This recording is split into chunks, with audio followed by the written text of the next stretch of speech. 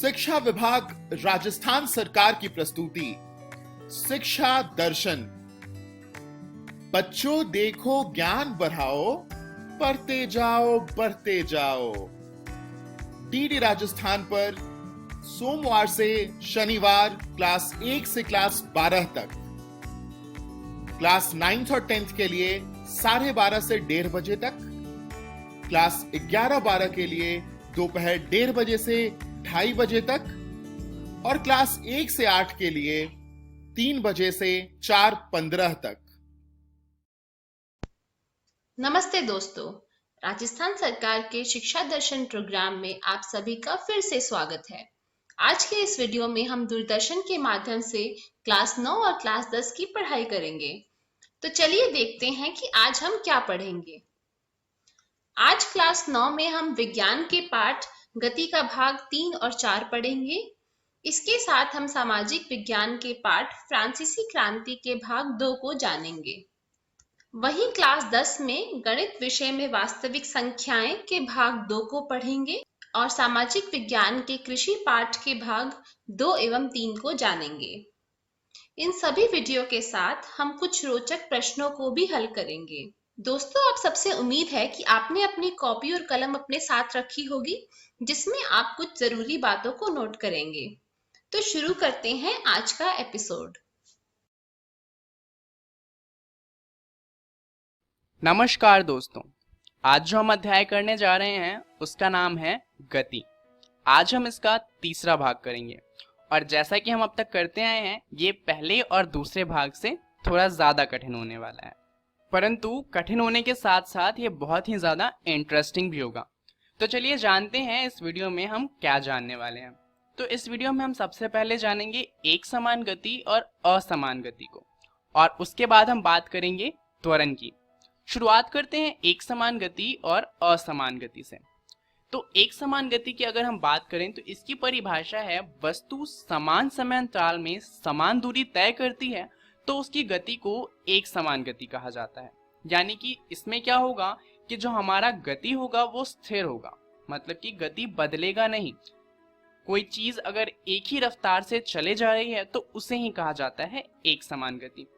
उदाहरण के लिए हमारा सोलर सिस्टम। अब इसमें होता क्या है, जैसे कि जितनी भी ग्रह हैं वो सूर्य के आसपास घूमती हैं। अगर मान लीजिए हम पृथ्वी की बात करें तो पृथ्वी को 365 दिन लगते हैं सूर्य का एक पूरा चक्कर लगाने में, परंतु पृथ्वी की जो रफ्तार है वो एक समान है। पृथ्वी की रफ्तार बदलती नहीं है और इसीलिए हर 365 दिन में वो सूर्य का एक चक्कर लगाती है। ऐसा नहीं होता कि वो एक बार 364 दिन में लगाए और एक बार 366 दिन में लगाए, वो हर बार 365 दिन में ही एक चक्कर लगाती है। तो ये एक समान गति का उदाहरण है। ऐसा ही एक उदाहरण है हमारा चांद यानी कि मून। वो क्या करता है, वो हर 24 घंटे में जो हमारी पृथ्वी है उसका एक चक्कर लगाता है। तो ये भी एक समान गति का उदाहरण हो गया। अब चलिए जानते हैं एक समान गति को, जो हमारी एक सरल रेखा है उसके ऊपर। तो ये हमारी सरल रेखा है। अब मान लीजिए सबसे पहले वस्तु कहाँ पर होगा, 0 मीटर पर। यहां से वस्तु 1 सेकंड में 1 मीटर पे पहुंच गया। तो अगर इसकी एक समान गति होगी तो अगले सेकंड में से कितना चलना चाहिए। अगर ये पहले सेकंड में 1 मीटर चला है तो अगले सेकंड में भी 1 मीटर ही चलेगा, तो ये कहाँ पहुंच जाएगा, 2 मीटर पे। उसके अगले सेकंड में भी ये 1 मीटर चलेगा और अब पहुंच जाएगा 3 मीटर पे। 3 सेकंड में 3 मीटर पहुंचा है तो 4 सेकंड में 4 मीटर पहुंचेगा और इसी तरीके से इसकी स्पीड हमेशा समान रहेगी। तो हम यहाँ पर अंदाजा लगा सकते हैं कि 100 सेकंड बाद ये कहाँ पहुंच जाएगा, 100 मीटर पे। तो ये थी एक समान गति। अब असमान गति क्या होगा, इसका बिल्कुल उल्टा। तो चलिए जानते हैं असमान गति क्या है। असमान गति में एक वस्तु असमान त्वरण से चलती है और यदि उसका वेग असमान रूप से बदलता रहता है तो इसी को कहा जाता है असमान गति। अब इसका उदाहरण बहुत ही कॉमन है। ठीक, इसमें गति होती है अस्थिर, यानी कि गति बार बार बदलती रहेगी। अब ऐसा कब होता है, मान लीजिए आप गाड़ी चला रहे हैं और आपको बिल्कुल खाली रोड मिलता है, तो आप क्या करेंगे, गाड़ी की पूरी स्पीड बढ़ा देंगे। स्पीड लिमिट के अंदर ही, पर गाड़ी की स्पीड तो बढ़ाएंगे ना। अब मान लीजिए आगे क्या होता है, आपको मिल गया ट्रैफिक। अब गाड़ी की स्पीड कम करनी पड़ जाएगी क्योंकि ट्रैफिक में तो आप तेज चला नहीं सकते, गाड़ी ठुक जाएगी। तो यहाँ पर क्या है कि आपको गाड़ी की स्पीड बढ़ानी पड़ रही है, कम करनी पड़ रही है। जब ट्रैफिक कम होगा तो आप कार की स्पीड तेज कर लेंगे, ट्रैफिक ज्यादा होगा तो कम कर लेंगे, तो यहाँ पर गति अस्थिर रहती है। तो इस तरह की जो गति होती है जहाँ पर बार बार गति बदलती रहती है उसे ही कहा जाता है असमान गति। चलिए एक बार इसे सरल रेखा पर भी देख लेते हैं। तो सरल रेखा पर क्या होगा कि जो हमारी मान लीजिए ऑब्जेक्ट कहाँ पर है 0 मीटर पे, अब यहाँ पर ये पहले सेकंड में जाता है 2 मीटर, तो पहले सेकंड में कितना ट्रेवल किया 2 मीटर का, अगले सेकंड में ये आधा मीटर चलता है और उसके अगले सेकंड में ये बहुत आगे चला जाता है 8 मीटर पे। तो ये एक उदाहरण हो जाएगा असमान गति का, क्योंकि यहाँ आप देख सकते हैं कि समय जो है वो समान है, तीनों बार में 1 सेकंड का समय लगा है, परंतु पहली बार में जो दूरी तय हुई है वो है 2 मीटर, दूसरी बार में जो दूरी तय हुई है वो है आधा मीटर और तीसरी बार में जो दूरी तय हुई है वो तो बहुत ज्यादा है। तो आपको एक समान गति और असमान गति समझ आ गया। अब चलिए अगर समझ आ गया है तो इसी बात पर एक प्रश्न देखते हैं। तो प्रश्न क्या कहता है कि एक वस्तु 16 मीटर की दूरी 4 सेकंड में तय करती है तथा पुनः 16 मीटर की दूरी को 2 सेकंड में तय कर लेती है, तो वस्तु की औसत चाल क्या होगी। अब यहाँ पर आपसे पूछा है औसत चाल। औसत चाल का जो सूत्र था वो आपने क्या पढ़ा था, कुल दूरी अपॉन में कुल समय। तो यहाँ पर पहले देख लेते हैं कि दूरी कितनी है और समय कितना है। तो पहले दूरी थी 16 मीटर और समय कितना लगा था 4 सेकंड का। अगली बार दूरी कितनी थी 16 मीटर, पर इस बार हमने स्पीड शायद बढ़ा दी, इसी वजह से हमें टाइम कम लगा 2 सेकंड का। तो यहाँ पर चलिए देखते हैं कि दूरी कुल कितनी हो जाएगी 32 मीटर और समय कुल हो जाएगा 6 सेकंड। अब हमें कुछ नहीं करना, सिर्फ फॉर्मूला लगा देना है। VAV यहाँ पर क्या है कि हमें एवरेज निकालना है, यानी कि औसत निकालना है, इसलिए हमने इसे लिखा है VAV। B का मतलब होता है हमारी चाल और AB दर्शाता है कि हम औसत चाल निकाल रहे हैं। इसका फॉर्मूला है कुल दूरी अपॉन में कुल समय। कुल दूरी हमारी है 32 मीटर, कुल समय है 6 सेकंड, तो क्या हो जाएगा 32 मीटर अपॉन में 6 सेकंड। यहाँ आप देख सकते हैं जो हमारी दूरी है वो मीटर में है और समय सेकंड में, तो इसका यूनिट क्या बनेगा मीटर पर सेकंड, और यूनिट लिखना नहीं भूलना क्योंकि नंबर कट जाते हैं। तो यहाँ पर हमारा उत्तर क्या आ जाएगा 5.33 मीटर पर सेकंड, और ये हमारा सही उत्तर होगा। चलिए देखते हैं अब त्वरण को कि आखिर त्वरण क्या होता है। दरअसल अब तक जो हम पढ़ रहे थे त्वरण इसी के बारे में सब है। त्वरण को हम A से बताते हैं, और क्योंकि ये एक सदिश मात्रक है इसलिए इसके ऊपर एक एरो लगाया जाता है। अब त्वरण सिर्फ असमान गति में होता है, तो यानी कि वेग में परिवर्तन होगा उसके अंदर त्वरण होगा, क्योंकि असमान गति में तो वेग हमेशा बदलती रहती है। तो यहाँ पर हम उसी की बात करेंगे कि मान लीजिए पहले आपके पास था एक खाली रास्ता और आपने गति को बढ़ा दी, और उसके बाद आपको मिला ट्रैफिक और आपने गति को धीमी कर दी। दरअसल त्वरण यही है, जब हम वेग में परिवर्तन करते हैं तो उसकी जो दर होती है उसे ही कहा जाता है त्वरण। वेग में परिवर्तन हुआ यानी कि असमान गति, और जिस दर से परिवर्तन हो रहा है उस दर को कहा जाता है त्वरण। चलिए समझते हैं कि इसका सूत्र क्या है और इसका यूनिट क्या है।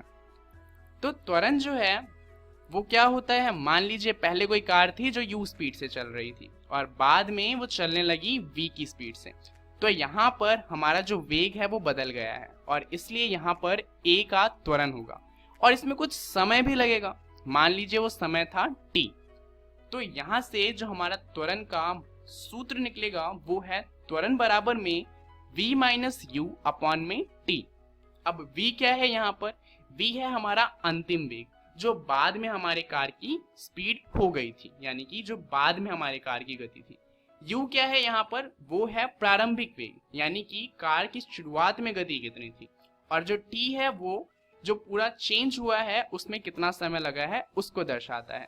तो हमारे त्वरण का फॉर्मूला क्या हुआ, त्वरण का सूत्र हो गया जो हमारा वेग है अंतिम वेग माइनस में प्रारंभिक वेग अपॉन में टाइम। तो आपको त्वरण का सूत्र समझ आ गया होगा। अब चलिए ये सवाल देख लेते हैं कि आखिर त्वरण जो है वो एक सदिश मात्रक क्यों है। तो यहाँ पर आप देख सकते हैं कि जो हमारा v है वो एक सदिश मात्रक है और u भी हमारा सदिश मात्रक है। तो टाइम सदिश हो या ना हो इससे कोई फर्क नहीं पड़ता। अगर एक सूत्र में एक भी ऐसा मात्रक है जो सदिश हो तो जो हमारा पूरा मात्रक होता है उसे हम सदिश कह सकते हैं। यहाँ पर तो दो दो वैल्यू सदिश हैं, इसलिए हमारा जो a होगा वो एक सदिश मात्रक बन जाएगा। चलिए अब समझते हैं कि इसकी यूनिट क्या है। तो यहाँ पर आप देखेंगे कि जो ऊपर वैल्यू लिखी है यानी कि अंतिम वेग और प्रारंभिक वेग, उन दोनों की यूनिट क्या है, मीटर पर सेकंड, और टाइम की यूनिट क्या होती है, सेकंड। तो मीटर पर सेकंड अपॉन में फिर से सेकंड आ गया, तो यहाँ पर 2 सेकंड हो जाएंगे और इसकी यूनिट बन जाएगी मीटर पर सेकंड स्क्वायर। अब यहाँ पर चलिए एक सवाल को देख लेते हैं। हमारा प्रारंभिक वेग है 2 मीटर पर सेकंड और अंतिम वेग है 10 मीटर पर सेकंड। यहाँ पर वेग में बदलाव हुआ है, तो कुछ त्वरण हुआ होगा और उसमें कुछ समय लगा होगा, तो टाइम मान लेते हैं 2 सेकंड का। तो अब हमें बताना है कि त्वरण कितना है।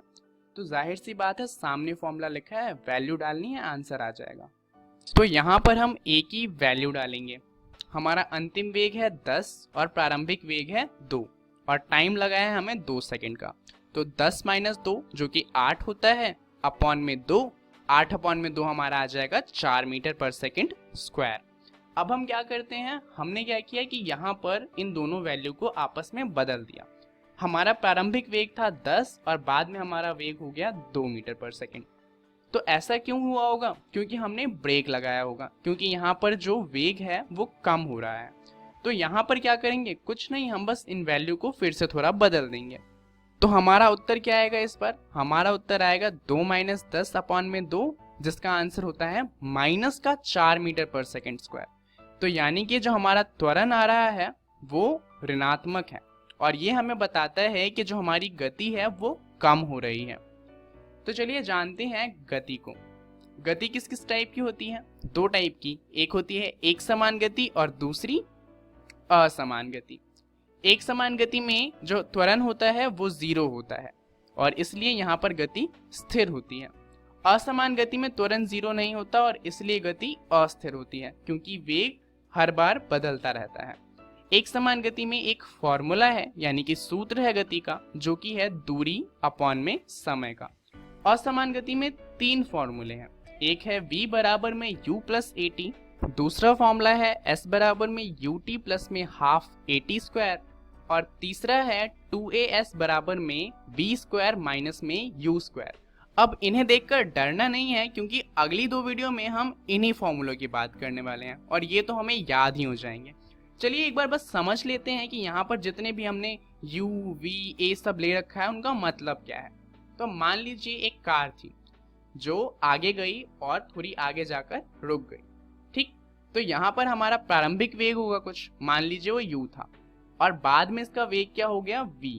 अब क्योंकि यहाँ पर वेग परिवर्तन हुआ है तो यहाँ पर कुछ एक्सेलरेशन भी लगा होगा, और यहाँ पे कार का आगे जाने में कुछ समय लगा होगा जिसे हम कहते हैं t, और कार थोड़ी आगे गई है तो यहाँ पर कुछ दूरी भी तो तय की होगी, उस दूरी को कहा जाता है s। यही 5 चीजें हैं जिसके ऊपर प्रश्न पूछे जाएंगे। इनमें से कोई 3 चीजें आपको दे दी जाएंगी और बाकी 2 पूछे जाएंगे। तो चलिए अब देखते हैं कि इस वीडियो में हमने क्या क्या जान लिया। इस वीडियो में हमने सबसे पहले बात करी थी एक समान गति और असमान गति की, और उसके बाद हमने त्वरण को जाना था। इसके बारे में आप अपनी NCERT की किताब में गति वाले अध्याय में पढ़ लीजिएगा, जहां पर आपको पढ़ना है एक समान गति और असमान गति और वेग में परिवर्तन की दर। इसे जरूर पढ़िएगा जिससे आपको ये वीडियो ज्यादा अच्छे से समझ में आ जाए। अगली वीडियो में हम बात करेंगे गतिज समीकरण के बारे में, यानी कि यही 3 जो समीकरण जैसे हमने अभी देखा जो बहुत डरावने से लग रहे थे, उनको बड़े अच्छे से समझेंगे कि वो इतने आसान क्यों हैं। इस वीडियो के लिए इतना ही, धन्यवाद। Daily quiz. क्वेश्चन नंबर 1, एक समान गति में गति डैश होती है। ऑप्शन ए त्वरित, ऑप्शन बी अस्थिर, ऑप्शन सी स्थिर, ऑप्शन डी अत्वरित। क्वेश्चन नंबर 2, औसत चाल का सूत्र क्या है। ऑप्शन ए दूरी अपॉन में समय, option B u plus at, option C v square minus u square, option D कुल दूरी बटे में कुल समय। क्वेश्चन नंबर 3, त्वरण का SI मात्रक क्या है। Option A second, option B metre, option C metre पर सेकेंड, ऑप्शन डी मीटर पर सेकेंड स्क्वायर। क्वेश्चन नंबर 4, त्वरण का सूत्र क्या है? Option A v minus u बटे में t, ऑप्शन बी a बराबर में u माइनस वी बटे में t, ऑप्शन सी a बराबर v माइनस यू बटे में s, ऑप्शन डी इनमें से कोई नहीं। क्वेश्चन नंबर 5, वस्तु समान समय अंतराल में समान दूरी तय करती है तो उसकी गति को डैश कहते हैं। ए अस्थिर गति, बी एक समान गति, सी असमान गति, डी इनमें से कोई नहीं। सही उत्तर क्वेश्चन नंबर 1 सी, 2 डी, 3 डी, 4 ए, 5 बी।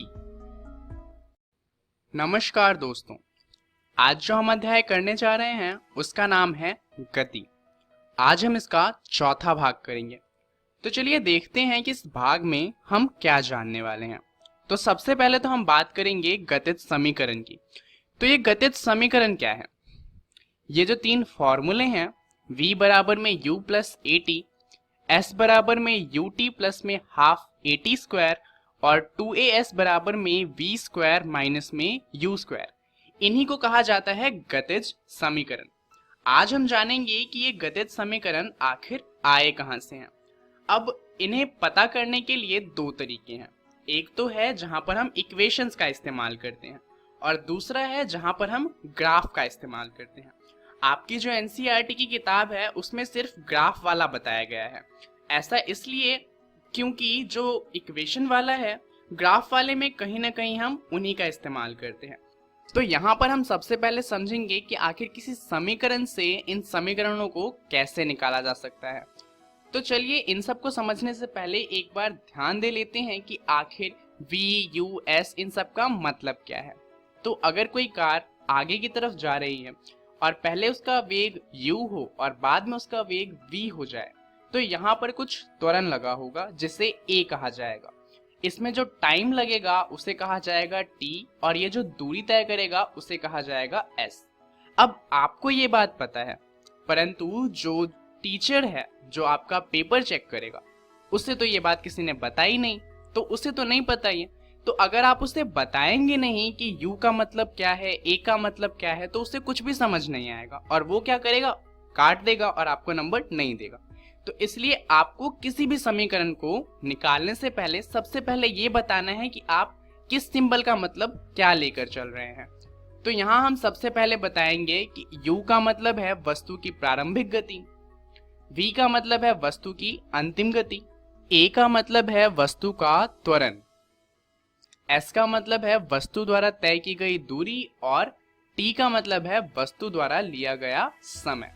तो आपको जब भी समीकरण को सॉल्व करेंगे इन सिंबल का मतलब वहां पर पहले लिख देना है और इसके बाद आप समीकरण को शुरू कर सकते हैं। तो सबसे पहले हम पहला समीकरण निकालते हैं। तो सवाल यही है कि इन समीकरण को निकाला कैसे जा सकता है। तो चलिए देखते हैं कि आखिर इन्हें कैसे निकालना है। तो शुरुआत करते हैं त्वरण की परिभाषा से। तो त्वरण की परिभाषा क्या थी? त्वरण का मतलब था अंतिम वेग माइनस में प्रारंभिक वेग डिवाइडेड बाय समय। तो ये हमारे त्वरण की परिभाषा थी। अब इसी का इस्तेमाल करके हमें गतिज समीकरण का पहला समीकरण मिलेगा। तो आखिर वो कैसे निकालना है? ज्यादा कुछ नहीं करना, ये जो t यहाँ पर लिखा है आपको इसे a की तरफ ले जाना है। अब यहाँ पर t क्या हो रहा है? यहाँ पर वो भाग हो रहा है, तो a की तरफ जाएगा तो वो क्या हो जाएगा, मल्टीप्लाई। तो a के साथ गुना हो जाएगा और समीकरण कुछ कैसा बन जाएगा, at बराबर में v माइनस में u। अब आपको क्या करना है, ये जो u लिखा है इस तरफ, इसे भी at की तरफ ले जाइए।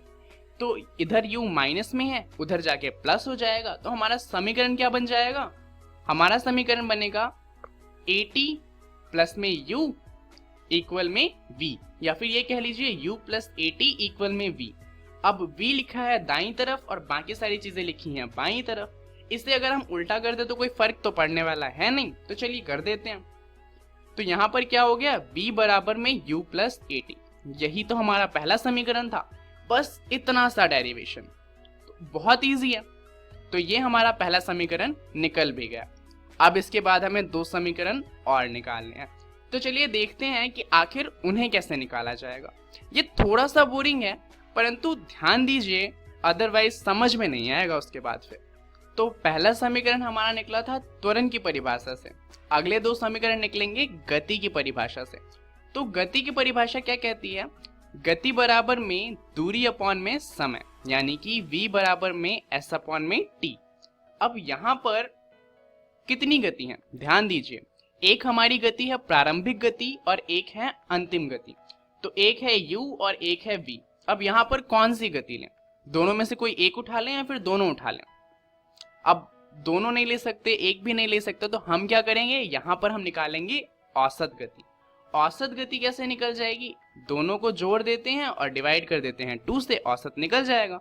तो v की जगह हमने लिख दिया u प्लस में v अपॉन में 2 बराबर में s और t वैसे ही रह जाएंगे। अब हमें क्या करना है, ये जो t है इसे ले आइए दूसरी तरफ। तो s की वैल्यू क्या आ जाएगी, u प्लस v अपॉन में 2 पहले से था और ये जो t डिवाइड हो रहा था s की तरफ, यहाँ के मल्टीप्लाई हो जाएगा। अब अगर आपके पास ये समीकरण कैसे आया समझ में आ गया है, तो समीकरण बाकी के दो निकालना बहुत इजी है, क्योंकि यहाँ पर हमें क्या करना है, एक बार v की वैल्यू डालनी है तो उससे हमें एक समीकरण मिल जाएगा, और दूसरी बार ये जो t दिख रहा है आपको यहाँ पर, उसकी वैल्यू डालनी है और उससे हमें दूसरा समीकरण मिल जाएगा। तो अगर आप यहाँ तक का स्टेप याद रखते हैं और आपको यहाँ तक का स्टेप समझ आ गया है तो बहुत अच्छी बात है। चलिए देखते हैं कि इसके आगे दोनों समीकरण इससे कैसे निकालना है। तो इसको लिखते हैं थोड़ा ऊपर और अब देखते हैं कि v की वैल्यू क्या होगी। तो हम जानते हैं a बराबर होता है v माइनस यू अपॉन में t। अगर हम t को एक तरफ ले जाएं और उसके बाद u को भी दूसरी तरफ ले जाएं तो हमें यहाँ से v का पता चल जाएगा। v क्या आ जाएगा, u प्लस में at। कुछ नहीं करना, बस इस v की वैल्यू को यहाँ पर डाल देना है। तो ये क्या हो जाएगा, s ब्रैकेट में u का u रहेगा, प्लस में जो v था उसकी जगह आ जाएगा u प्लस में at। डिवाइड का 2 वैसा ही रहेगा और जो t मल्टीप्लाई हो रहा था वो भी वैसा ही रहेगा।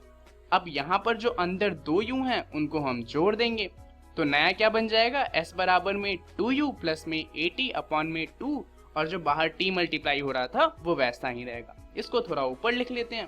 अब यहाँ पर क्या करेंगे, जो t बाहर मल्टीप्लाई हो रहा था उसे अंदर मल्टीप्लाई कर दीजिए। तो यहाँ पर क्या होगा, 2u के साथ जब t मल्टीप्लाई होगा तो आ जाएगा 2ut, और जब at के साथ t मल्टीप्लाई होगा तो क्योंकि यहाँ पर 2t हो जाएंगे तो हो जाएगा t स्क्वायर, अपॉन में आ जाएगा 2। अब यहाँ पर जो ये दोनों वैल्यू एक ही अपॉन 2 है, इसको दो अलग अलग दो के नीचे रख दीजिए। अब यहाँ पर कोई डिफरेंस तो इससे आएगा नहीं, पर हमें एक फायदा हो जाएगा कि इस वाले 2 से ये वाला 2 कट जाएगा। और अब हम इसे कुछ ऐसे लिख सकते हैं, s बराबर में ut प्लस में at स्क्वायर बाय 2। अब at स्क्वायर बाय 2 को लिखें अगर हम हाफ at स्क्वायर, तो उसमें भी कोई दिक्कत तो नहीं है, क्योंकि हाफ at स्क्वायर और at स्क्वायर बाय 2 एक ही बात है। और यही तो हमारा दूसरा इक्वेशन था, दूसरा इक्वेशन भी आ गया। अब चलिए, जो ये फॉर्मूला था हमारा, इससे हम तीसरा इक्वेशन निकालते हैं। v की वैल्यू हम डाल चुके हैं, अब किसकी वैल्यू डालनी है, t की। तो चलिए t की वैल्यू निकालते हैं। किस समीकरण से निकालेंगे, उसी एक्सेलरेशन यानी कि त्वरण वाले समीकरण से। तो त्वरण का फॉर्मूला था v माइनस यू अपॉन में t। t को ले जाते हैं a की जगह पे और a को ले आते हैं t की जगह पे। तो t का क्या बन जाएगा, t बराबर में v माइनस यू अपॉन में a। अब इसी को हम डाल देंगे t की जगह पे, तो क्या हो जाएगा, s बराबर में u प्लस v अपॉन 2 तो वैसा ही रहेगा, मल्टीप्लाई में t की जो नई वैल्यू हमने निकाली है वो लिख देंगे, v माइनस यू अपॉन में a। अब ये जो नीचे के 2 और a हैं इसे हम ले जाएंगे s की तरफ, तो ये क्या हो जाएगा, 2as इक्वल में u प्लस v गुने में v माइनस यू। अब ये जो u प्लस v है, अगर हम इसे v प्लस यू लिखें तो भी कोई ज्यादा फर्क तो पड़ेगा नहीं, तो चलिए लिख देते हैं। अब इससे हमें फायदा क्या होगा, अगर आप इसे ध्यान से देखें तो ये कैसा दिख रहा है, ये दिख रहा है जैसे a प्लस बी गुने में a माइनस बी लिखा हो। तो a प्लस बी गुने में a माइनस बी क्या होता है, a square minus b square. तो उसी तरीके से v प्लस यू गुने में v माइनस यू क्या हो जाएगा, v square minus you square. लिख दीजिए। जैसे ही आप लिखेंगे आपको पता चलेगा कि हमारा तीसरा समीकरण भी आ गया। तीनों समीकरण हमने निकाल लिए। तो चलिए इसी खुशी में एक सवाल करते हैं। सवाल क्या है, विराम अवस्था में राहुल अपनी साइकिल को चलाना शुरू करता है। मतलब क्या हुआ कि प्रारंभिक गति कितनी है, 0, क्योंकि अभी अभी चलाना शुरू किया है, और 30 सेकंड में 6 मीटर पर सेकंड का वेग प्राप्त कर लेता है। उसके बाद क्या होता है, वह इस प्रकार से ब्रेक लगाता है कि साइकिल का वेग अगले 5 सेकंड में कम होकर 4 मीटर पर सेकंड हो जाता है। तो दोनों स्थितियों में साइकिल के त्वरण की गणना करनी है। तो पहले हमें बताया गया है कि 30 सेकंड में 6 मीटर पर सेकंड की गति हो जाती है, और फिर बताया हुआ है कि अगले 5 सेकंड में 6 मीटर से कम होकर 4 मीटर रह जाती है। तो दोनों ही केस में हमें त्वरण बताना है। तो सबसे पहले हम लिख लेते हैं कि हमें पता क्या है। अब जाहिर सी बात है, यहाँ पर दो स्थितियां हैं। पहले जब विराम अवस्था से 6 मीटर की गति प्राप्त करी, और दूसरा जब 6 मीटर से 4 मीटर की गति हो गई। तो दोनों को अलग अलग सॉल्व करेंगे। पहली स्थिति में क्या था, प्रारंभिक वेग था हमारा 0, क्योंकि अभी अभी साइकिल चलना शुरू हुई थी, और हमारा अंतिम वेग क्या था, 6 मीटर पर सेकंड। समय लगा था 30 सेकंड का। यहाँ पर हमारा त्वरण का फॉर्मूला है v-u/t। कुछ नहीं करना, बस वैल्यू डाल देनी है। वैल्यू डालेंगे 6 मीटर पर सेकंड माइनस में 0 मीटर पर सेकंड अपॉन में 30 सेकंड। तो यहाँ पर हमारा वैल्यू आएगा 6/30, ऊपर है मीटर पर सेकंड और नीचे है सेकंड। तो टोटल यूनिट क्या बन जाएगी, मीटर पर सेकंड स्क्वायर। तो हमारा एक्सेलरेशन कितना आ गया, एक्सेलरेशन इंग्लिश में त्वरण को कहा जाता है। तो एक्सेलरेशन और त्वरण एक ही बात है, और हमारा त्वरण आ गया 0.2 मीटर पर सेकंड स्क्वायर। तो ये हमारा पहले केस का त्वरण है, जब गति बढ़ाई गई थी। अब देखते हैं दूसरे केस में क्या हुआ था। दूसरी अवस्था में प्रारंभिक वेग क्या हो जाएगा, इस बार प्रारंभिक वेग हो जाएगा 6 मीटर पर सेकंड, और अंतिम वेग हो जाएगा 4 मीटर पर सेकंड, क्योंकि 6 मीटर से साइकिल पहले ही चल रही थी और बाद में ब्रेक लगा था, तो 4 मीटर आ गई थी। टाइम लगा था 5 सेकंड का। फिर से फॉर्मूले में वैल्यू डालेंगे। वैल्यू डालने पे हमें पता चलेगा कि आंसर आया -2/5। सॉल्व करेंगे तो आ जाएगा माइनस में 0.4 मीटर पर सेकंड स्क्वायर। माइनस हमें बता रहा है कि गति कम हो रही है। तो इस वीडियो में हमने जाना गतिज समीकरण के बारे में। अब इसके बारे में आप अपनी एनसीईआरटी की किताब में पढ़ लीजिएगा, और इस समीकरण से जितने भी सवाल आप सॉल्व कर सकते हैं उन्हें सॉल्व करने की कोशिश कीजिएगा। अगली वीडियो में हम बात करेंगे ग्राफ की, जो कि बहुत ही इंपॉर्टेंट है। तो इसके बारे में आप जरूर पढ़ के आइएगा। इस वीडियो के लिए इतना ही, धन्यवाद। Daily quiz. Question number 1, U किसे दर्शाता है? ऑप्शन ए, वस्तु की प्रारंभिक गति। ऑप्शन बी, वस्तु की अंतिम गति। ऑप्शन सी, वस्तु का त्वरण। ऑप्शन डी, वस्तु द्वारा तय की गई दूरी। क्वेश्चन नंबर 2, एक समान गति के लिए गति का सूत्र क्या है? ऑप्शन ए, b बराबर s बटे में t। ऑप्शन बी, v बराबर s गुने में t। ऑप्शन सी, v बराबर u प्लस में at। और ऑप्शन डी, इनमें से कोई नहीं। क्वेश्चन नंबर 3, असमान गति के लिए गति का सूत्र क्या है? ऑप्शन ए, v बराबर में s बटे में t। ऑप्शन बी, v बराबर s गुने में t। ऑप्शन सी, v बराबर u प्लस में at। ऑप्शन डी, इनमें से कोई नहीं। क्वेश्चन नंबर 4, s किसे दर्शाता है? ऑप्शन ए, वस्तु की प्रारंभिक गति। ऑप्शन बी, वस्तु की अंतिम गति। सी, वस्तु द्वारा तय की गई दूरी। ऑप्शन डी, वस्तु का त्वरण। क्वेश्चन नंबर 5, कोई वस्तु अगर 10 सेकंड में 20 मीटर पर सेकंड का वेग प्राप्त करती है तो त्वरण कितना होगा? ऑप्शन ए, 10 मीटर पर second square. Option B, 2 metre पर second square. Option C, 30 metre पर second square. Option D, 4 metre पर सेकंड स्क्वायर। सही उत्तर question number 1 A, question number 2 A, question number 3 C, question number 4 C, question number 5 B. Hello दोस्तों, तो कैसे हैं आप? आज हम पढ़ेंगे फ्रांसीसी क्रांति। इस वीडियो में हम फ्रांस राजशाही को समाप्त करता है और एक गणतंत्र राज्य बनता है। महिलाओं के पास क्रांति थी और दासता के उन्मूलन पढ़ेंगे। दोस्तों, फ्रांस में अभी भी स्थिति तनावपूर्ण थी। लुई 16 ने संविधान पर हस्ताक्षर कर दिए। हालांकि उन्होंने संविधान पर हस्ताक्षर कर दिए, लेकिन उन्होंने प्रशिया के राजा के साथ गुप्त वार्ता में प्रवेश किया। लुई 16 बाकी राजाओं के पास गए और उन्होंने उन्हें फ्रांस पे अटैक करने के लिए बोला। तो अन्य पड़ोसी के शासकों ने 1789 की गर्मियों से वहां होने वाली घटनाओं को कम करने के लिए सेना भेजने की योजना बनाई। लेकिन ऐसा करने से पहले राष्ट्रीय असेंबली ने अप्रैल 1792 में प्रशिया और ऑस्ट्रिया के खिलाफ युद्ध की घोषणा कर दी। ऐसा होने से पहले नेशनल असेंबली ने प्रशिया और ऑस्ट्रिया के खिलाफ युद्ध की घोषणा करने के लिए मतदान किया। हजारों स्वयंसेवकों ने सेना में शामिल होने का फैसला किया। उनके द्वारा गाए गए देशभक्ति गीतों में से मार्सेल्स एक थे। मार्सेल्स अब फ्रांस का राष्ट्रीय गान है। क्रांतिकारियों ने युद्ध के नुकसान और आर्थिक कठिनाइयों को देखा। जब मैन बाहर फाइट या वॉर करने के लिए गए, जो वहां की महिलाएं थी, उन्होंने घर का काम संभाला और नौकरी भी की। दोस्तों, अब हम देखेंगे फ्रांस राजशाही को समाप्त करने के अंदर राजनीतिक क्लब की क्या महत्वपूर्ण योगदान था। राजनीतिक क्लब लोगों के लिए एक महत्वपूर्ण रैली स्थल बन गया। इन क्लबों में से सबसे सफल जैकोबियन क्लब था। जैकोबियन क्लब के सदस्य मुख्य रूप से समाज के कम समृद्ध वर्गों से संबंधित थे।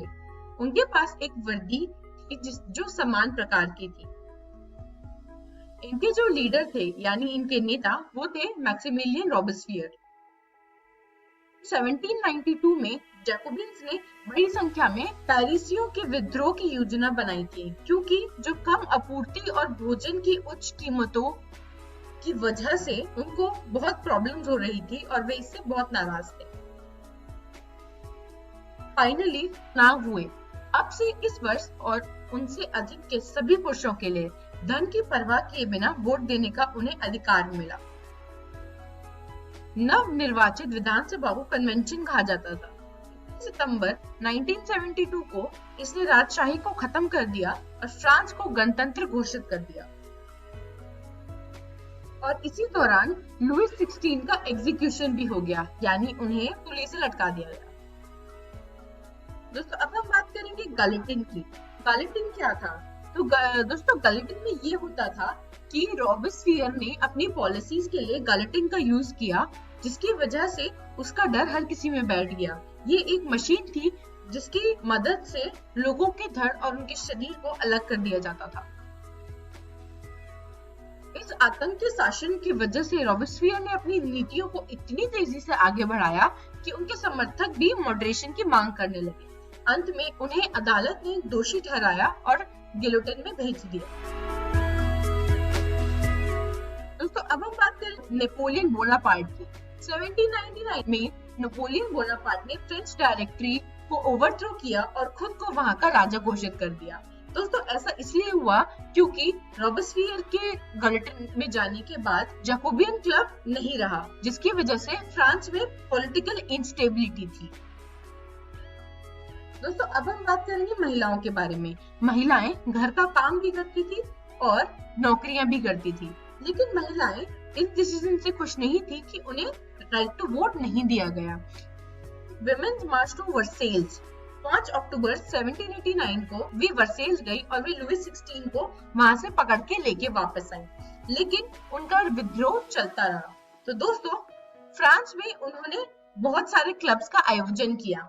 उनमें से सबसे बड़े 2 क्लब्स थे, सोसाइटी ऑफ रेवोल्यूशनरी और रिपब्लिकन वुमेन। उनकी मेजर डिमांड यही थी कि महिलाओं को वोट करने का अधिकार मिले। दोस्तों, लेकिन ऐसा नहीं हुआ। महिलाओं ने जैकोबियन क्लब को जिम्मेदार ठहराया उन्हें राइट टू वोट ना देने के उसमें, और उसके बाद ओलंपे डी गूज को जैकोबियन क्लब ने एग्जीक्यूट कर दिया। लेकिन ये जो स्ट्रगल थी ये खत्म नहीं हुई और फाइनली 1946 में फ्रांस में महिलाओं ने मतदान का अधिकार जीता, यानी 200 साल तक उन्होंने वोट करने के अधिकार के लिए स्ट्रगल की। दोस्तों, अब हम देखेंगे क्रांति और रोजमर्रा की जिंदगी। दोस्तों इसमें सबसे इम्पोर्टेंट ये था कि क्रांति के दौरान लोगों ने दैनिक जीवन में महत्वपूर्ण बदलाव किया, जो कि था राजा के अधिकारियों द्वारा प्रेस की सेंसरशिप को समाप्त करना। दोस्तों अब इससे क्या हुआ, 1789 और 1799 के बीच में बहुत कुछ हुआ।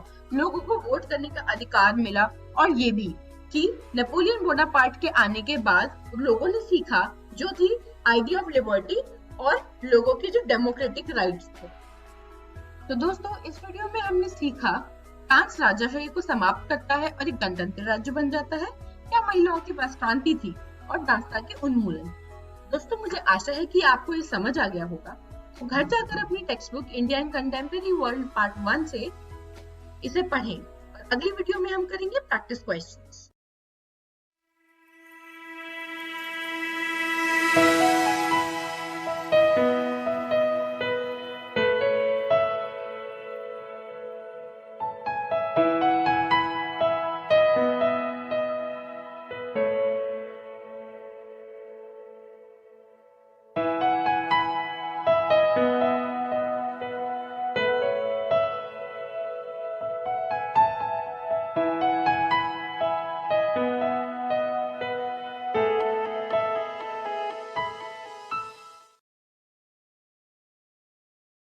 नमस्कार दोस्तों, आज की इस वीडियो में हम पढ़ेंगे वास्तविक संख्याएं, जिसको इंग्लिश में रियल नंबर्स कहते हैं। तो चलिए इस चैप्टर का भाग 2 पढ़ते हैं। इस वीडियो में हम पढ़ेंगे अंकगणित की आधारभूत प्रमेय, भाज्य संख्या की परिभाषा, HCF तथा LCM।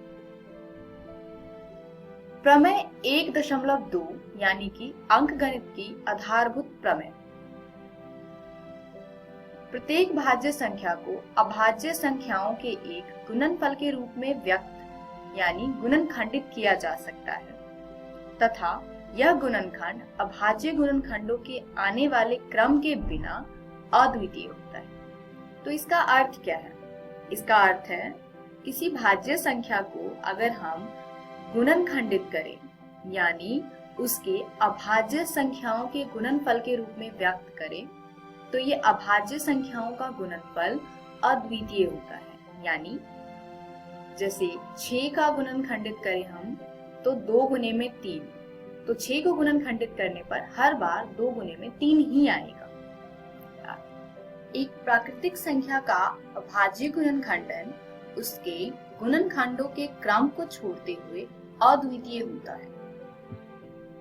यानी किसी प्राकृतिक संख्या का भी अभाज्य गुणनखंड अद्वितीय होता है। चलिए अब देखते हैं इस प्रमेय में प्रयोग होने वाले भाज्य संख्या की परिभाषा। भाज्य संख्या ऐसी संख्याएं जो एक और स्वयं के अलावा भी किसी दूसरी संख्या से विभाज्य हो जाए, ऐसी संख्याएं भाज्य संख्याएं कहलाती हैं। जैसे प्रथम कुछ भाज्य संख्याएं हैं 4, 6, 8, 9, 10, 12, 14, 15 तथा 16 एंड सो। जैसे 4 को हम लिख सकते हैं 2 गुने में 2, यानी 4 1 से तो विभाजित होती है और 4 से विभाजित होती है, और 1 और 4 के अलावा 4 2 से भी विभाजित होती है। इसी प्रकार 6 बराबर में 2 गुने 3, 6 1 तथा 6 के अलावा भी 2 अन्य संख्याओं से विभाजित होती है, जो कि है 2 तथा 3। तो ऐसी संख्याएं भाज्य संख्याएं कहलाती हैं। चलिए प्रश्न देखते हैं। संख्याओं 26 और 91 के अभाज्य गुणनखंडन विधि से HCF और LCM ज्ञात कीजिए। तो चलिए दोस्तों इस प्रश्न का हल निकालते हैं। सबसे पहले हमने 26 का अभाज्य गुणनखंड किया, जो है 2 गुने में 13। इसके बाद हम 91 का अभाज्य गुणनखंड करेंगे, वो है 7 गुने में 13। अब इन दोनों में ही 13 जो है वो सामान्य है, यानी कॉमन है। तो HCF जो है 26 और 91 का, वो हो जाएगा 13, तथा LCM होगा 26 और 91 का 2 गुने में 13 गुने में 7। चलिए देखते हैं कैसे आया।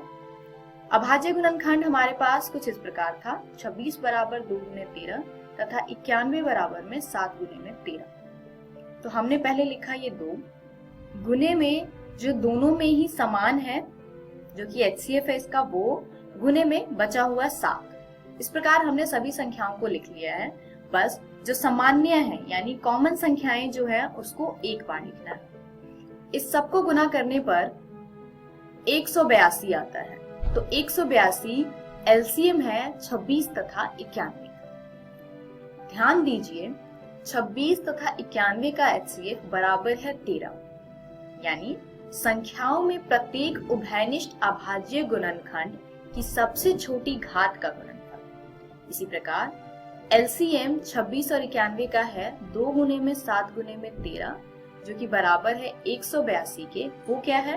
वो है संख्याओं में संबंध प्रत्येक अभाज्य गुणनखंड की सबसे बड़ी घात का गुणनफल। यानी HCF होता है जो उभयनिष्ठ अभाज्य गुणनखंड है तथा LCM होता है प्रत्येक अभाज्य गुणनखंड की सबसे बड़ी घात का गुणनफल। अगला प्रश्न देखते हैं।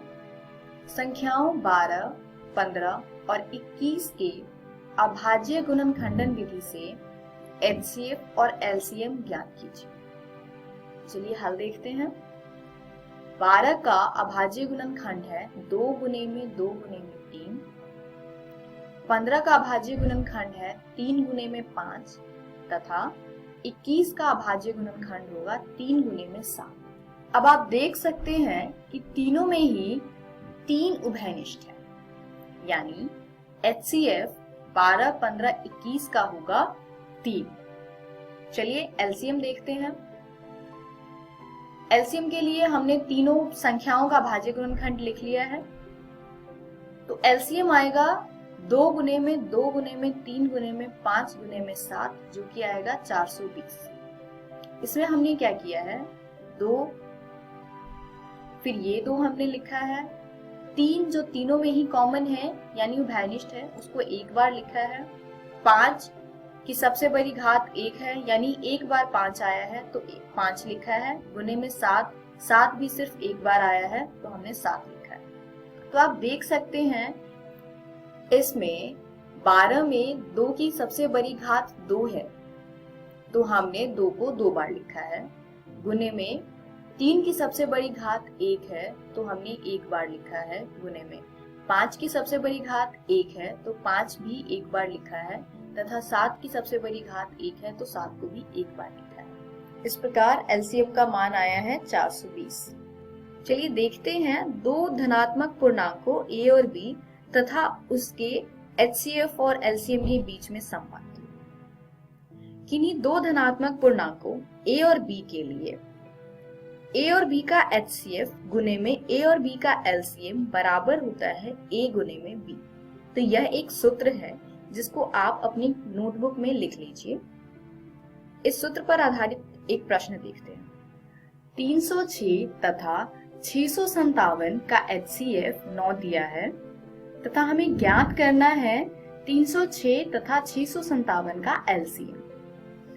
तो इस प्रश्न में हमें दोनों संख्याएं दी हुई है तथा दोनों संख्याओं का HCF दिया हुआ है, हमें इसका LCM निकालना है। तो इसका सलूशन देखते हैं। हम इसमें सूत्र का प्रयोग करेंगे जो सूत्र हमने पिछली स्लाइड में किया था, जो है HCF ऑफ A और B गुने में LCM ऑफ A और B बराबर में A गुने में B। अब अगर हम इस सूत्र में दिए हुए मान को रखते हैं तो हमें मिलेगा 306 तथा 657 का HCF गुने में 306 तथा 657 का LCM बराबर होगा 306 गुने में 657। अब हम यहाँ पर HCF का मान रखेंगे जो है 9। तो ये आएगा हमारे पास 9 गुने में 306 तथा 657 का LCM बराबर में 306 गुने में 657।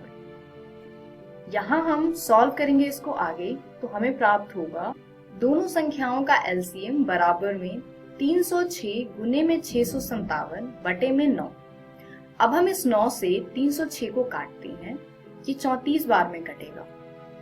तो दोनों संख्याओं को आप गुना करेंगे। 34 गुने में 657, ये आएगा 22,338, यानी 306 तथा 657 का एलसीएम 22,338 है। तो इस वीडियो में हमने आज सीखा अंकगणित की आधारभूत प्रमेय, भाज्य संख्या की परिभाषा, HCF तथा LCM।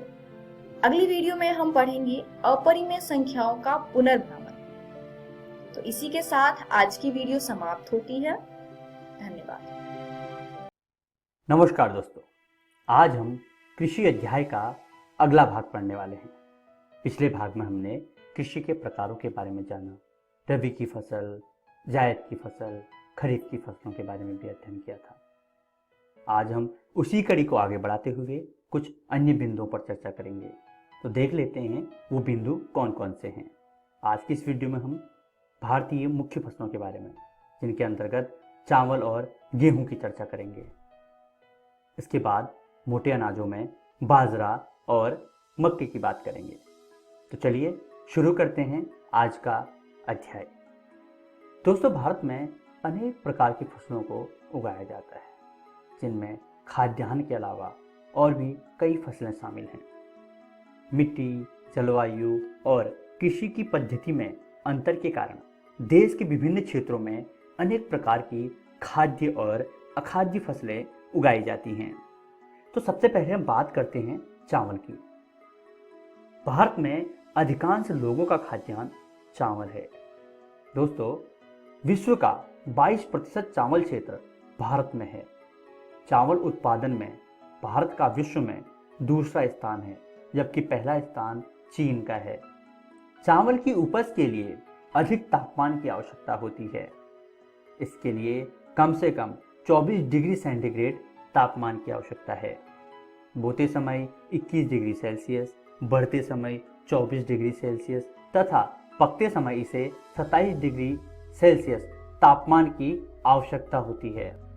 अगर वर्षा की बात करें तो इसकी फसल के लिए 125 सेंटीमीटर से 200 सेंटीमीटर वार्षिक वर्षा की आवश्यकता होती है।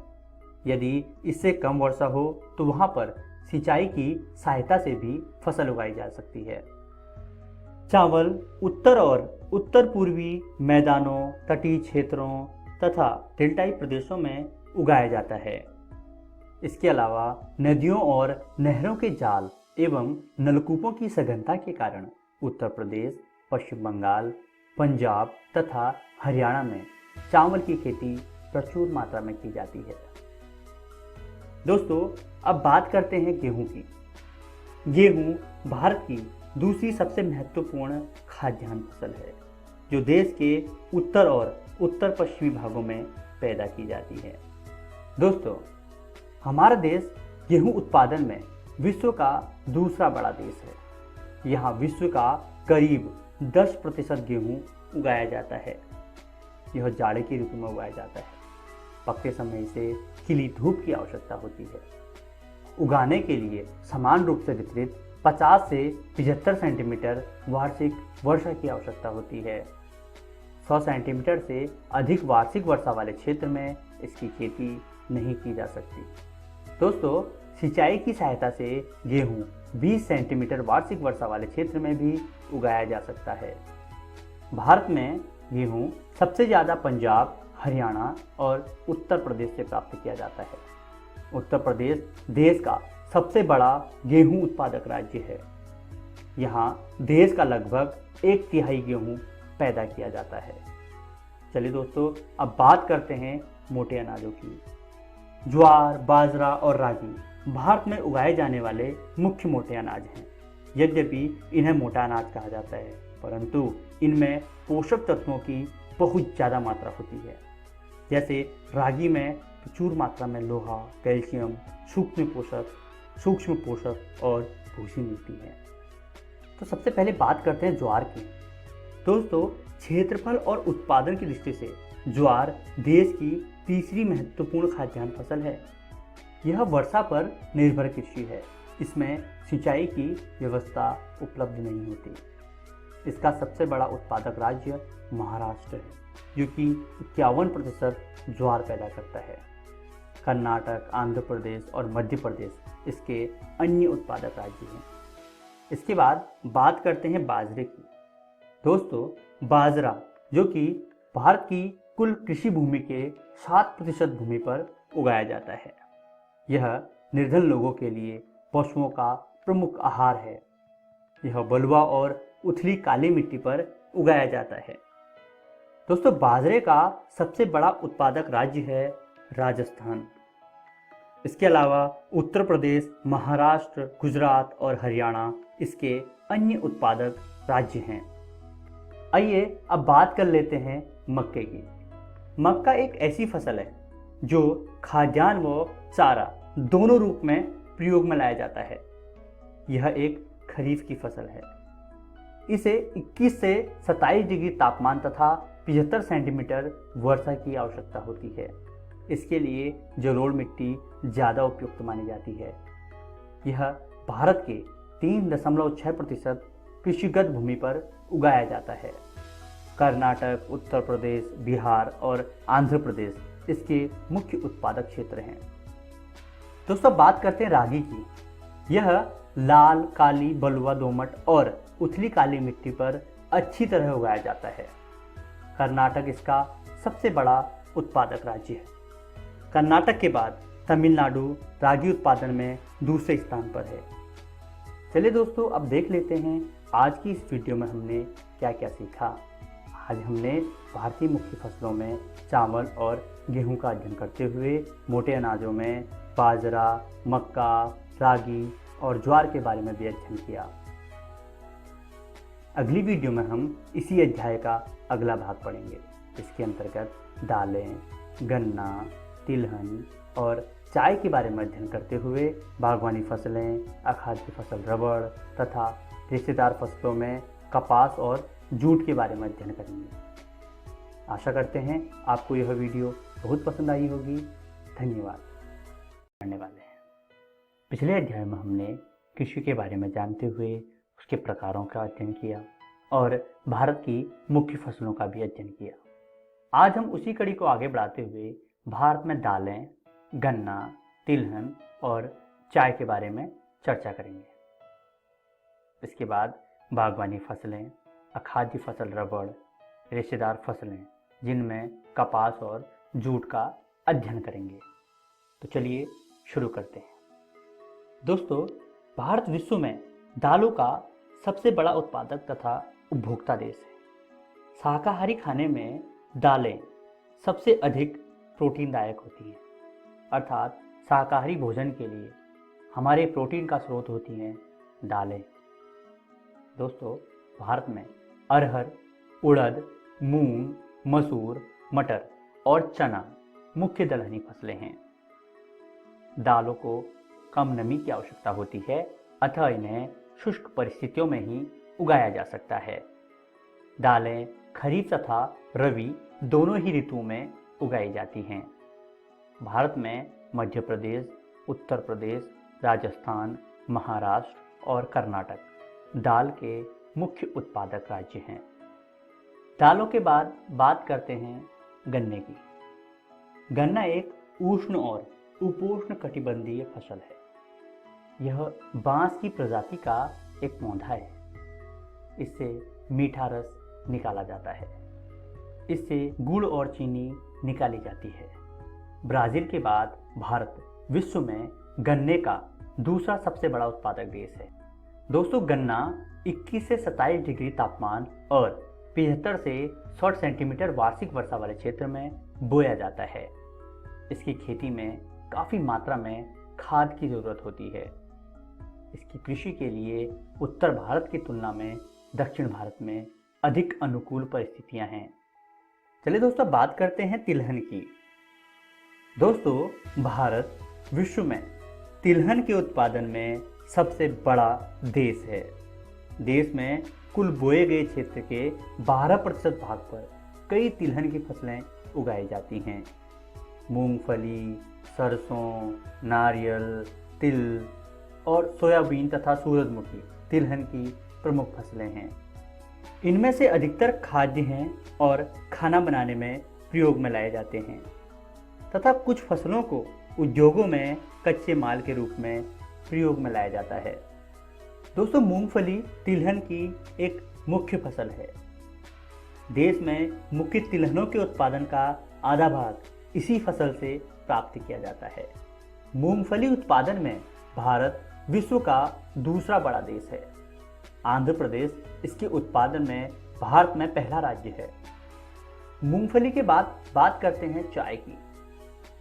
चाय की खेती रोपण कृषि का एक उदाहरण है। यह एक महत्वपूर्ण पेय पदार्थ है। इसकी पत्तियों को सुखाकर चाय बनाई जाती है। इसके लिए प्रचुर मात्रा में सस्ता और कुशल श्रम चाहिए। चाय उत्पादन में भारत का विश्व में दूसरा स्थान है। भारत में सबसे ज़्यादा चाय असम में उत्पादित की जाती है। दोस्तों, सर्वप्रथम अंग्रेजों ने इसकी कृषि को ब्रह्मपुत्र की घाटी में 1840 में आरंभ किया था। इसके लिए 25 से 30 डिग्री तापमान तथा 200 से 250 सेंटीमीटर वर्षा की आवश्यकता है। इसके लिए ढलवा जमीन आवश्यक है। चाय के बाद बात करते हैं कॉफ़ी की। भारत विश्व की लगभग 4% कॉफ़ी का उत्पादन करता है।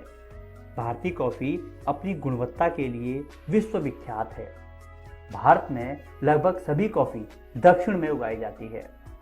कॉफ़ी उत्पादन में कर्नाटक भारत का सबसे बड़ा राज्य है। यहाँ भारत की 70% कॉफ़ी उत्पादित की जाती है। दोस्तों, कॉफ़ी की 3 प्रमुख किस्में हैं: अरेबिका, लिबेरिका और रोबस्ता। भारत में उत्तम किस्म की अरेबिका कॉफ़ी उपजाई जाती है। भारत में यह सबसे पहले यमन से लाई गई थी। दोस्तों, अब बात करते हैं बागवानी फसलों की। भारत विश्व में सबसे अधिक फलों और सब्जियों का उत्पादन करता है। भारत उष्ण और शीतोष्ण कटिबंधीय दोनों प्रकार के फलों का उत्पादक है। आम के उत्पादन में भारत विश्व में अग्रणी है। यहाँ पर विभिन्न किस्म के आमों की खेती की जाती है। उत्तर प्रदेश, आंध्र प्रदेश, महाराष्ट्र, पश्चिम बंगाल तथा बिहार आम के लिए प्रसिद्ध हैं। इसके अलावा बिहार और उत्तर प्रदेश में लीची, मेघालय में अनानास, आंध्र प्रदेश और महाराष्ट्र में अंगूर, हिमाचल प्रदेश और जम्मू कश्मीर में सेब, नाशपाती, खुमानी और अखरोट इत्यादि प्रमुख रूप से पैदा किए जाते हैं। अर्थात ये क्षेत्र इन चीज़ों के लिए प्रसिद्ध हैं। साथ ही केरल, तमिलनाडु, महाराष्ट्र और मिजोरम राज्यों में बड़े स्तर पर केले की कृषि होती है। बागवानी फसलों में काजू, काली मिर्च और नारियल भी महत्वपूर्ण है। भारत विश्व में काजू का सबसे बड़ा निर्यातक देश है। दोस्तों, भारत विश्व की लगभग 13% सब्जियों का उत्पादन करता है। भारत का मटर, फूलगोभी, प्याज, बंद गोभी, टमाटर, बैंगन और आलू उत्पादन में प्रमुख स्थान है। आइए दोस्तों, अब बात करते हैं अखाद्य फसल रबड़ की। रबड़ भूमध्य रेखीय क्षेत्र की फसल है, परंतु विशेष परिस्थितियों में उष्ण और उपोष्ण क्षेत्रों में भी उगाई जाती है। दोस्तों, प्राकृतिक रबड़ उत्पादन में भारत को विश्व में 5वां स्थान प्राप्त है। केरल, तमिलनाडु, कर्नाटक और अंडमान निकोबार द्वीप समूह के अलावा मेघालय के गारो पहाड़ियों में इसकी कृषि होती है। इसके अलावा इसको 200 सेंटीमीटर से अधिक वर्षा और 25 डिग्री सेल्सियस से अधिक तापमान वाली नम और आर्द्र जलवायु की आवश्यकता होती है। चलिए दोस्तों, अब बात करते हैं रेशेदार फसलों की, जिसमें सबसे पहले बात करेंगे कपास की। भारत को कपास के पौधे का मूल स्थान माना जाता है। सूती कपड़ा उद्योग में कपास एक मुख्य कच्चा माल है। इसे कम से कम 210 दिन पाला रहित मौसम की आवश्यकता होती है। इसके उत्पादन में काली मिट्टी उपयुक्त मानी जाती है। तेज और चमकीली धूप कपास को बढ़ने में सहायक होती हैं। इसे पककर तैयार होने में 6 से 8 मिनट लगते हैं। महाराष्ट्र, गुजरात, मध्य प्रदेश और कर्नाटक कपास उत्पादन के प्रमुख राज्य हैं। दोस्तों, कपास उत्पादन में भारत का विश्व में तीसरा स्थान है। कपास के अलावा दूसरी रेशेदार फसल है जूट। दोस्तों, जूट को सुनहरा रेशा भी कहा जाता है। जूट की फसल बाढ़ के मैदानों में जल निकास वाली उर्वरक मिट्टी में उगाई जाती है।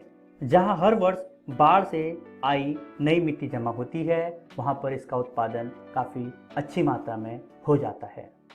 इसका प्रयोग बोरियां, चटाई, रस्सी, तंतु और धागे बनाने में किया जाता है। चलिए दोस्तों, अब देख लेते हैं आज की इस वीडियो में हमने क्या क्या सीखा। आज हमने दालें, गन्ना, तिलहन और चाय के बारे में चर्चा करते हुए बागवानी फसलें, अखाद्य फसल रबड़ और रेशेदार फसलों में कपास तथा जूट का अध्ययन किया। अगली वीडियो में हम इसी अध्याय का अगला भाग पढ़ेंगे, जिसके अंतर्गत प्रौद्योगिकी और संस्थागत सुधार, भूदान ग्रामदान, कृषि और भारतीय अर्थव्यवस्था, खाद्य सुरक्षा तथा वैश्वीकरण का कृषि पर प्रभाव इत्यादि बिंदुओं पर चर्चा करेंगे। आशा करते हैं आपको यह वीडियो बहुत पसंद आई होगी। धन्यवाद। इस प्रसारण से संबंधित सुझाव और अपने प्रश्न इत्यादि आप हमें इस ईमेल एड्रेस पे भेज सकते हैं, शिक्षा दर्शन राजस्थान @gmail.com।